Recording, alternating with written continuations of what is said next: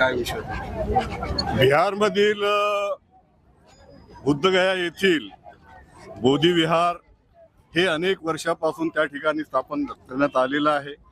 अशोक राजा सम्राट ते तेव्हापासून ते विहार त्या ठिकाणी आहे आणि हे बुद्ध विहार बौद्धांच्या ताब्यात मिळालं पाहिजे ही मागणी घेऊन आज देशभर आंदोलन या ठिकाणी होत आहे.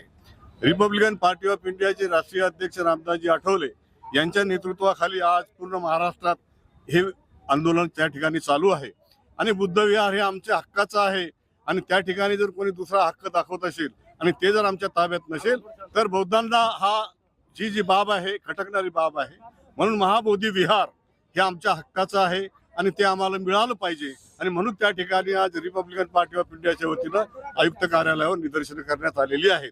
1949चा जो मंदिर ट्रस्टचा कायदा आहे तो कायदा शासनानं रद्द करावा आणि नवीन कायदा ह्या विहारासाठी त्या ठिकाणी स्थापन केला गेला पाहिजे आणि बुद्ध विहार हे आमच्या ताब्यात दिलं पाहिजे. हे बुद्ध विहार ताब्यात मिळाल्याशिवाय बौद्ध जनता दलित जनता ही गप्प बसणार नाही आणि हे आंदोलन अधिकाधिक तीव्र होत राहील असं मला या ठिकाणी म्हणायचं. दादा 1918 पासून वेळोवेळी आंदोलनं झाली आहे, जनता रस्त्यावर उतरलेली, तरी पण सरकार त्याकडे गांभीर्याने बघत नाही, लक्ष देत नाही. काय वाटतं?